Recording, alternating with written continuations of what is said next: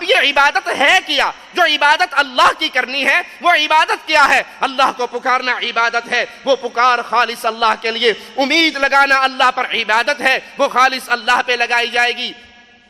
دل میں خوف عبادت ہے، جو اللہ کا ہوگا وہ کسی اور کا نہیں۔ محبت دل کے اندر اللہ کے لیے جو ہوگی وہ غیر اللہ کے لیے نہیں ہوگی۔ نظر دیں گے تو اللہ کے لیے، ذبح کریں گے تو اللہ کے لیے۔ کچھ اعمال ہیں جن کا تعلق دل سے ہے، کچھ اعمال ہیں جن کا تعلق جوارح سے ہے۔ جو دل کے اعمال ہیں اس میں محبت، خوف، امید، عاجزی، توکل میں دعا ہے، استغاثہ، ذبح کرنا، نذر و نیاز دینا، قسم اٹھانا۔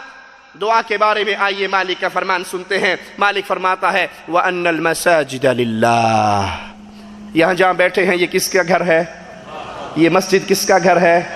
اللہ کا گھر ہے۔ اے عقل مند انسان، اے توحید کو تلاش کرنے والے، اے لا الہ الا اللہ کی تلاش میں سرگرداں ہونے والے، ایک طرف انسان کی پوجا ہو رہی ہے، ایک طرف انسانوں کے رب کی پوجا ہو رہی ہے۔ ہم تجھے دونوں راستے دکھا رہے ہیں، اور میرے مولا نے تو پہلے ہی کہا تھا اِنَّا هَدَيْنَاهُ السَّبِيلَ إِمَّا شَاكِرًا وَإِمَّا كَفُورًا۔ راستے کھلے ہیں، علی کو پوجنا ہے پوج لو، حسن کو پوجنا ہے پوج لو، حسین کو پوجنا ہے پوج لو، پنجتن پاک اہل بیت کو پوجنا ہے پوج لو۔ مولا کی عبادت کرنی ہے، مسجد میں آ کے جھک جاؤ، راستے کھلے ہیں۔ اِنَّا هَدَيْنَاهُ السَّبِيلَ إِمَّا شَاكِرًا وَإِمَّا كَفُورًا۔ شاکر بنو تمہاری مرضی ہے، کافر بنو تمہاری مرضی ہے۔ ہم تو پیغام توحید لائے ہیں، ہم تو پیغام مصطفیٰ لائے ہیں، ہم تو انبیاء کی دعوت لے کر آئے ہیں۔ مولا فرما رہا ہے یہ مسجد اللہ کا گھر ہے۔ اللہ کے گھر میں بیٹھ کے کس کو بلانا چاہیے؟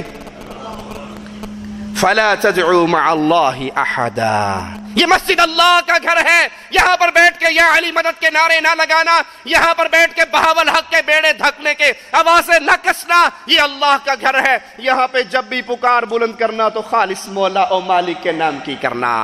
کیوں؟ اللہ اپنے بندوں کو کافی ہے، بندوں کو رب کے علاوہ کسی اور کی حاجت نہیں ہے۔ وہ الہ ہے، وہ مالک ہے، وہ خالق ہے، وہ رحمان ہے، وہ رحیم ہے، وہ قوت والا ہے، وہ طاقت والا ہے، وہ قدرت والا ہے۔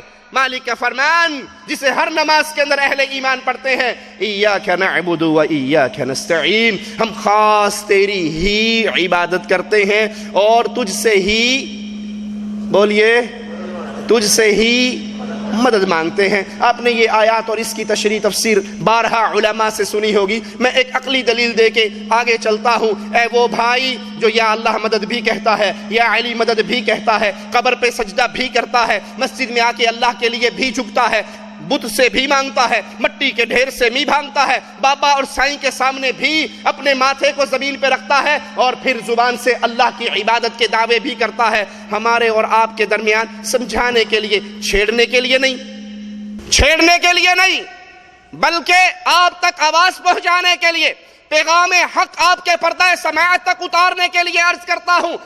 آپ کا اور ہمارا فرق ہی اور بھی کے اندر پھنسا ہوا ہے۔ اہل الحدیث، اہل توحید کہتے ہیں اللہ ہی مشکل کشا، اللہ ہی حاجت روا، اللہ ہی بگڑی بنانے والا، اللہ ہی اولاد دینے والا، اللہ ہی قانون اتارنے والا، اللہ ہی عبادتوں کے لائق۔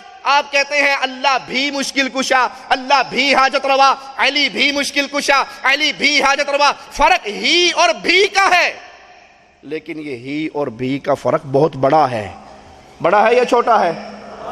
سمجھاؤں کیسے بڑا ہے؟ ایک صاحب کی بیگم کالی کلوٹی، منہ متھیڈا چنگا کوئی نہیں، لیکن گزارا گڈی چل رہی ہے۔ وہ اپنے خاوند کے سامنے بیٹھ کہتی ہے آپ ہی میرے خاوند ہو، آپ ہی میری عزت کے مالک ہو۔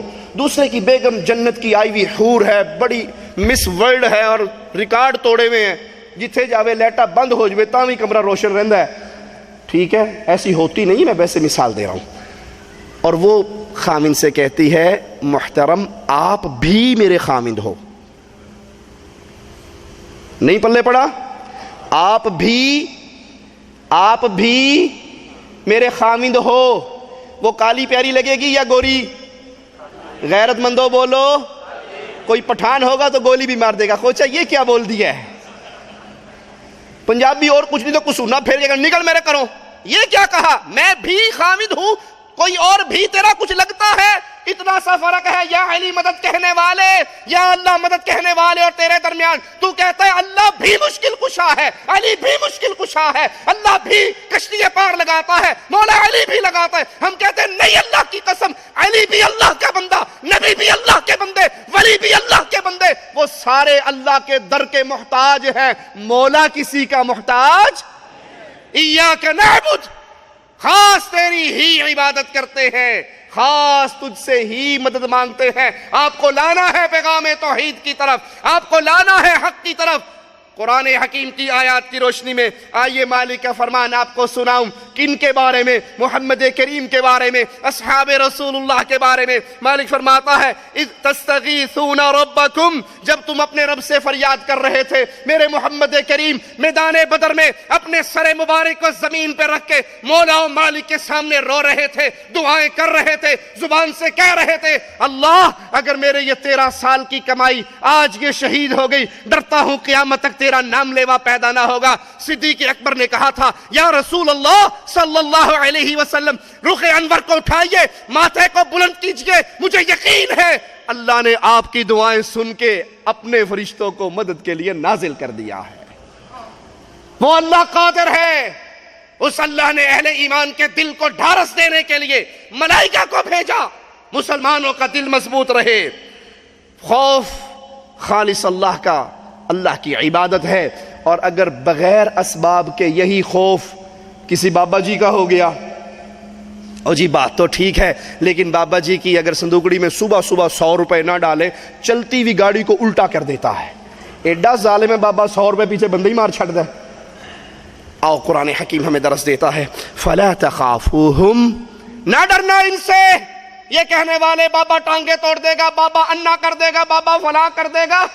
ہم کہتے ہیں اگر بابا اتنا کچھ کر سکتا ہوتا تو بابے کی ڈھیری پہ جو لوہے کا بڑا سارا صندوق رکھا ہے اس پہ اتنے بڑے بڑے ٹرائسل کے تالے لگے ہوئے ہوتے ہیں یا نہیں جی؟ عقل کی باتیں, لگے تالے, یہ تالے کیوں لائے جے؟ کہا تالے نہ لگائیں تو ملنگ چوری کر لیتے ہیں. بابا ملنگوں سے ملا ہوا ہے, انہوں نے انا نہیں کرتا, یہ ملنگوں کی ٹانگ بابا نہیں توڑتا. فلا تخافوہم, یہ ڈرامے ہیں, قصے ہیں, کہانیاں ہیں. بابے کے بارے میں کہو گے گستاخی ہو جائے گی, بابا انتقام لے گا, پیر انتقام لے گا.